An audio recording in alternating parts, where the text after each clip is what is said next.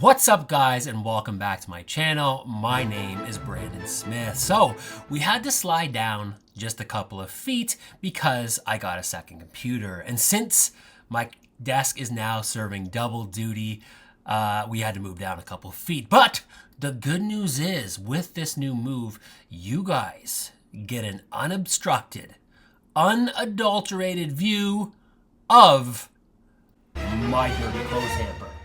So please enjoy this new vantage point. So today's case is going to be a little shorter than my normal videos, but it's still very important that I tell this story. This case takes place in my neck of the woods, and as such, for the first time ever on this channel, I've got actual on-location footage to show you. So I really hope you'll listen all the way through and give this local case the international attention it so richly deserves. Let's get into it. The day is Saturday, May 11th, 2013. The song, Just Give Me a Reason by American songbird Pink, featuring fun frontman Nate Ruiz, is #1 on the Billboard chart. The film, Iron Man 3, starring Robert Downey Jr., is #1 at the box office. And just 9 days ago, Nova Scotian teacher Gillian McLaughlin wins the inaugural season of Big Brother Canada in Mississauga, Ontario. 160 kilometers northeast of Mississauga, Ontario, in Selwyn Township, Ontario, 58-year-old Lorraine Roach leaves her home destined for some early morning gambling at a local casino. What happens to her next is unknown. This day in mystery.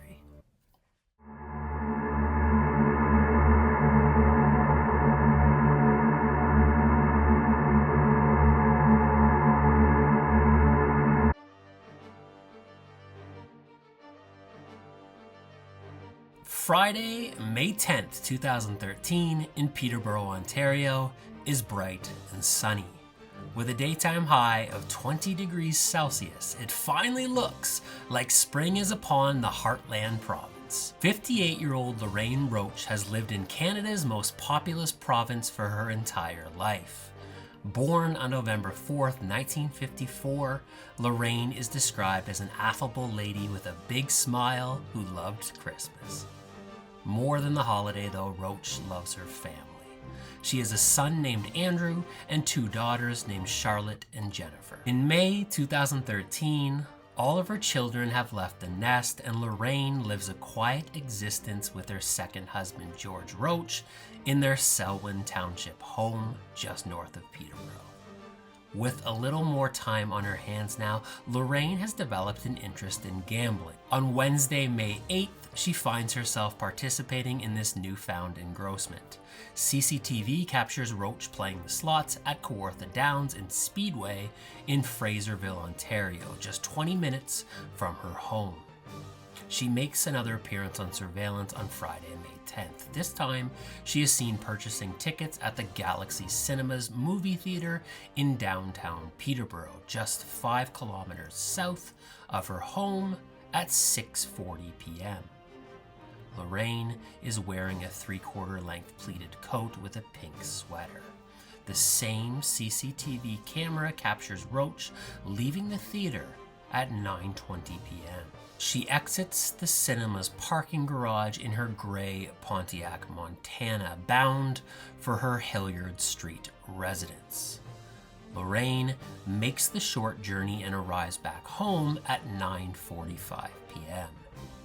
Alone with her husband George now in the house, Lorraine becomes restless. She is not ready to retire for the evening just yet, and as Friday, May 10th becomes Saturday, May 11th, the empty-nested woman decides that a little gambling is the perfect way to kickstart the weekend.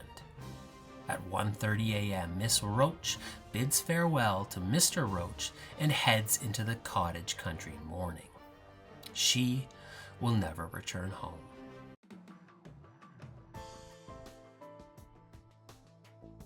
Lorraine's husband George has become accustomed to his wife staying away for days at a time whilst at the casino.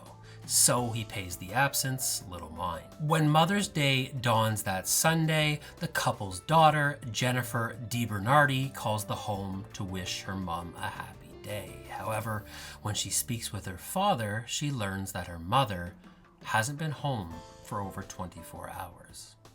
Jennifer can't believe that her mom would be out of communication on Mother's Day. George is also starting to believe that something may be amiss. Lorraine requires medication on a regular basis to treat a myriad of conditions, and George knows that her possession of these drugs is most certainly depleted at this point. On May 13th, with still no sign of Lorraine Roach, George calls the Peterborough police and reports his wife missing. Peterborough police get right to work. Mr. Roach also informs the authorities that along with his wife, Lorraine's vehicle, a gray Pontiac Montana, is also missing. Investigators travel the route from the Roach family property to Kawartha Downs and Speedway and come across the minivan parked just on the shoulder of Atchison Road, approximately 8 kilometers from her residence. Detectives gain access to the vehicle and determine that the van is operable, so mechanical issues can be ruled out. Lorraine didn't own a cell phone, and no other trace of the missing woman is found in the abandoned vehicle. Peterborough County authorities enlist the services of the Central East Region of the Ontario Provincial Police Emergency Response Team to scour the heavily wooded surrounding area. All-terrain vehicles are used to search the land. Canoes are manned to inspect the multiple nearby bodies of water. A canine unit mobilizes search dogs to try to establish a scent trail. Unmanned drones and even a helicopter comb the environment from the skies above, but all efforts come up fruitless in the search for Lorraine Roach. With their physical probe exhausted, detectives look to speak with those in Lorraine's life, and her husband George is naturally first on their list. In their interview, Mr. Roach says that on the evening of May 10th, Mrs. Roach went to the movies and returned home shortly thereafter. He says that she then requested George take money out so that she could attend the casino. He says that he agreed to the request and kissed his wife goodbye shortly after she collected the withdrawn funds from him. Police obtain the surveillance footage from the Peterborough movie theater and quickly find Lorraine. They observe that she is alone and nothing of note takes place in the cinema that night. When they solicit the couple's bank records, they can also confirm that George withdrew money on the evening of May 10th. However, when they travel to the Fraserville Casino and view their CCTV footage, police can find no appearance of Lorraine on the morning of May 11th. At a loss for where exactly the woman did go, investigators interview the people on the peripheries of Roach's life. All those who are interviewed can think of no motivation as to why someone would want to hurt the friendly, good-natured, unassuming mother of 3. Days turn into weeks, weeks turn into months, and months turn into years, and Lorraine Roach is still missing.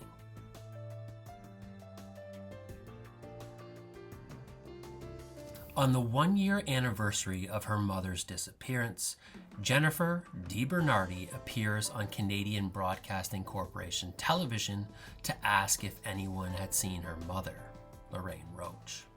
The young woman appeals for anyone to come forward that may have seen her mom in the 12 months since she disappeared.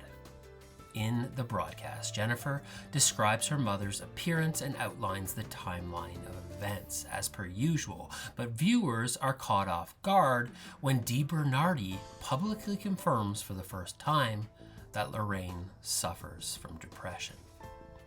She says that her mom had suffered from depression for most of her life, but that she was on medication to treat the condition.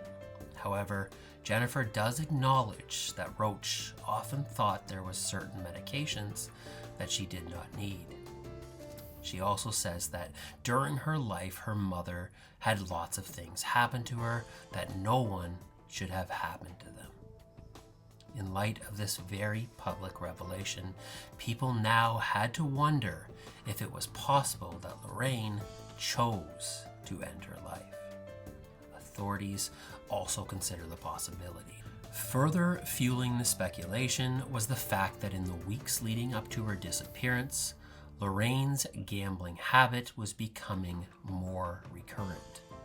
Police weren't sure of the financial severity of this practice, but considered the increase in frequency to be of concern.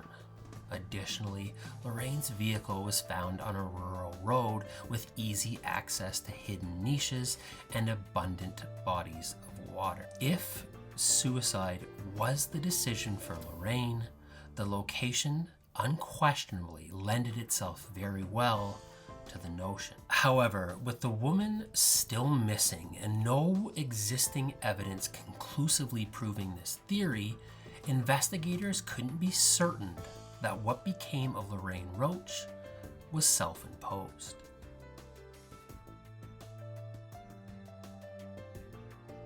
On May 22, 2013, just 9 days after she was reported missing, Peterborough County OPP announced that the Criminal Investigation Unit was taking over jurisdiction of Lorraine Roach's case, indicating that they believed that foul play was involved in the disappearance.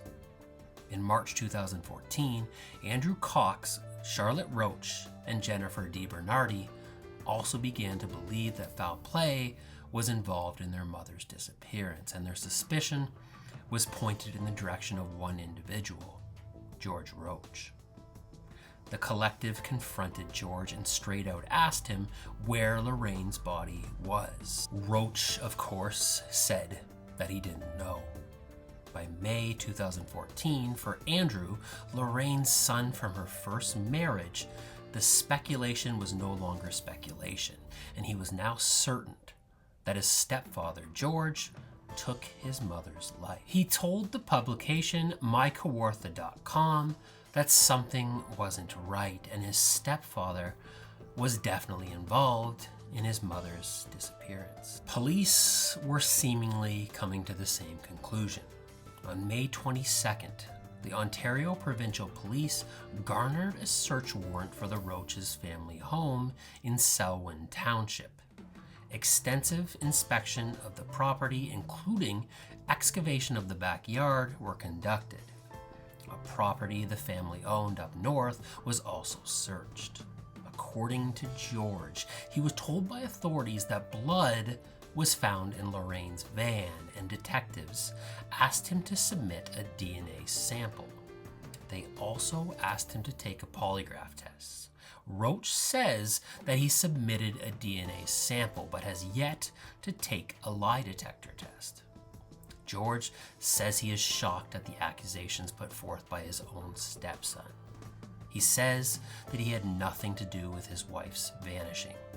Police never released what, if any, evidence was found in these site-specific searches. But one thing is for certain: no evidence was unearthed that led to the ultimate discovery of Lorraine Roach.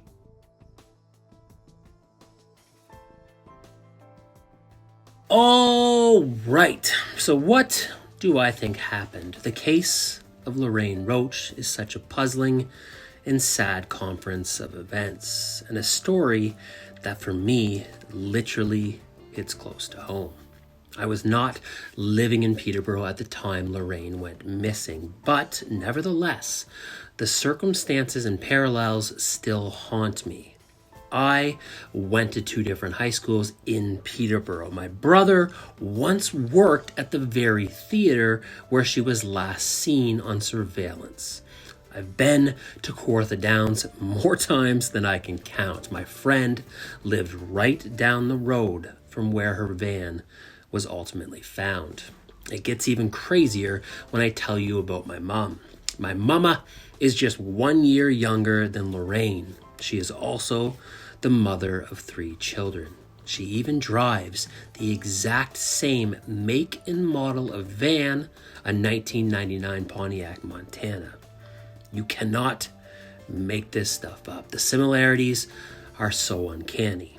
And as I sit here telling you this on Mother's Day of all days, it truly crystallizes the reality of just how easily this could have been my own mom.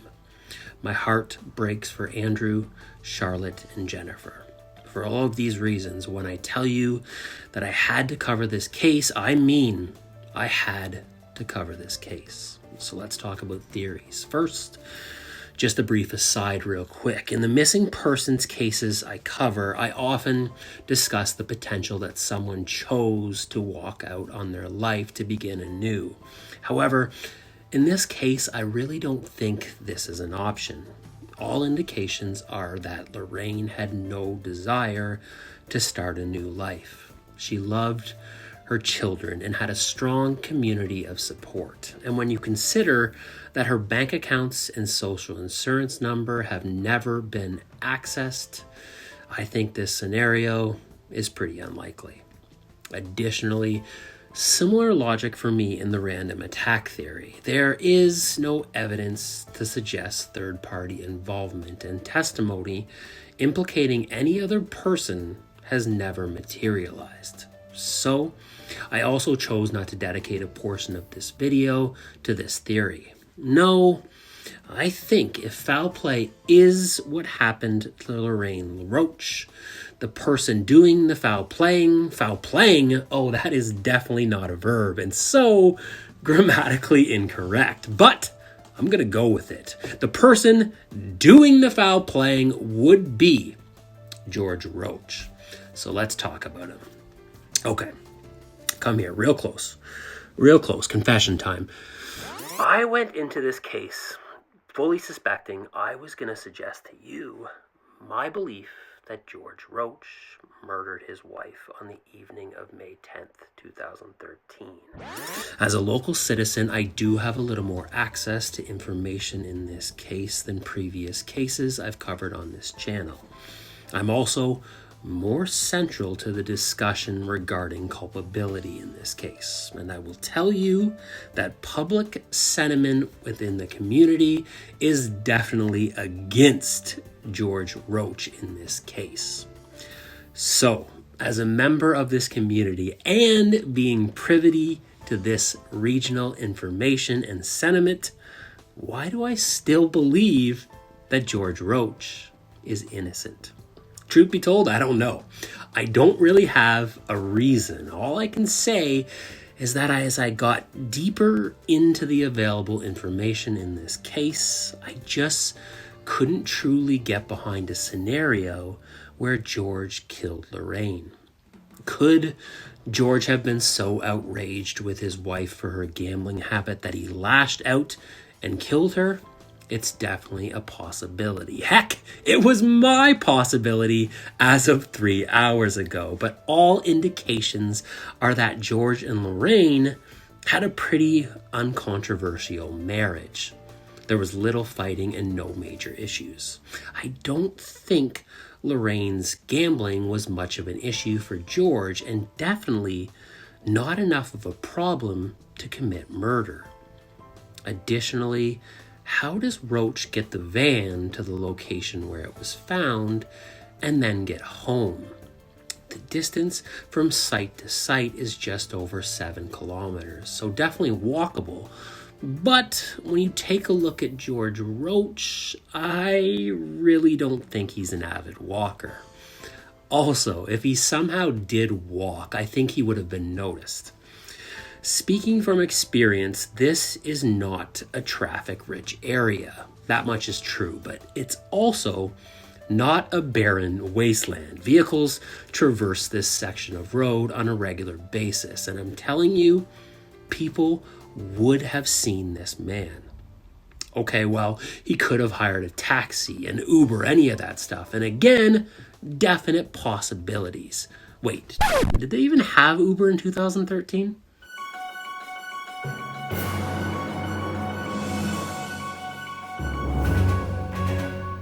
Anyways, the fact of the matter is any of this activity would bring forth witnesses. Who drove the taxi? Who drove the Uber? This is a well-known case within this area, and I have to believe the driver would eventually become aware of the disappearance and come forward. Additionally, when you consider the overwhelming lengths at which police have investigated this case, I have to believe they have most likely subpoenaed George's phone records. If George placed a call to a taxi or an Uber, there would be some record of this. And finally, what if George had someone he knew pick him up? And again, I have to be honest, this was the mechanism for escape I was going to posit in my original hypothesis. And truthfully, I don't really have any specific evidence that casts doubt on this notion. I guess what I ultimately did was just give our society, my society, the benefit of the doubt. If another person picked up George on the location that May morning, he would certainly become aware of Lorraine's disappearance in the coming weeks. As a result, he would also have to know that George was most certainly involved in said disappearance. Now, are there people, certain friends or family members that would never come forward despite these revelations? Yes. Would these same individuals keep your secret at the expense of justice for the victim? Again, yes. But I think these people are few and far between, and unequivocally more rare than the Good Samaritans who would do the right thing, especially after seeing the pain experienced by Lorraine's children in the aftermath. Not to mention the legal ramifications they would undoubtedly face were they to be caught. No, I think the reality is a little more mundane and a lot more sad. Here's what I think happened.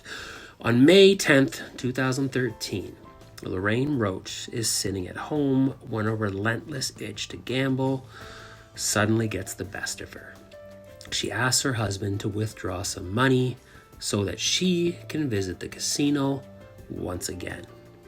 George, beginning to grasp the extent of his wife's addiction, voices his displeasure.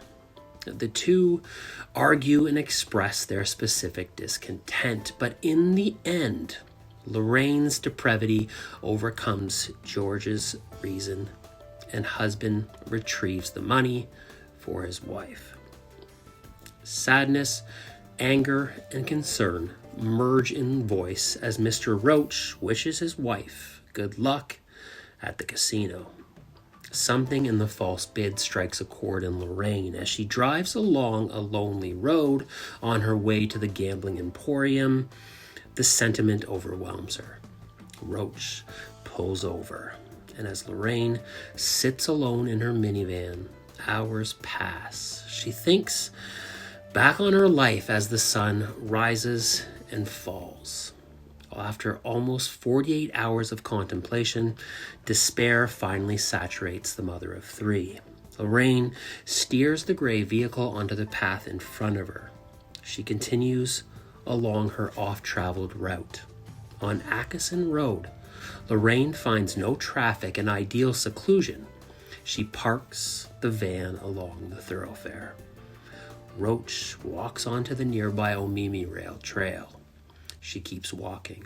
Further and further from the reality of her destitution, Lorraine finds solace in the quiet. As the sun begins to rise, Roach experiences the full weight of her desperation. She wades herself into a particularly tranquil marsh and disappears beneath the surface.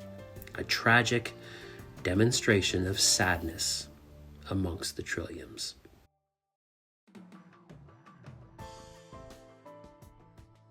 In the years since her disappearance, life has ached by for the family of Lorraine Roach. On May 22, 2014, a billboard was erected on Chemong Road in Peterborough that highlights the events of her disappearance. Lorraine's daughter, Charlotte was present for the billboard's unveiling. She says she hopes the memorial will bring some answers to her family. Ontario Provincial Police Constable Greg White, who was also present for the billboard dedication, echoed the sentiment. He said, "We are confident someone out there has the information that can solve this case and bring Lorraine Roach to her family, and the family deserves the right to closure." On May 18, 2015, Charlotte Roach gave birth to her first child, a baby boy named Edison. On May 8, 2016, Lorraine's daughter and grandson placed flowers at the entrance to the Trans-Canada Trail on Atchison Road, where Lorraine's van was located by police. On her first Mother's Day as a mother, Charlotte says she now understands what being a mother is all about. She says that knowing this also makes her miss her mom even more, and the loss has been so hard. A $50,000 reward is currently being offered in this case. Thank you so much for listening to the story of Lorraine Roach. Please be sure to like and subscribe. All the stories I cover on this channel are unbelievably important, but after hearing my personal connection to this case, I hope you can understand why this specific story is particularly important for me to tell, and thank you once again for listening all the way to the end. As always, just before I go, I want you to remember that you are a wonderful individual who is capable of so much good. If you are struggling right now for any reason, please know that you are not alone, and there are so many people in this world who care for you and want all the best for you. Bestow upon yourself some grace and compassion. We all make mistakes, and we are all human. Get up, dust yourself off, and move forward with kindness. Treat all those you come in contact with gently, as well as yourself. I'm Brandon Smith, and I'll see you next time.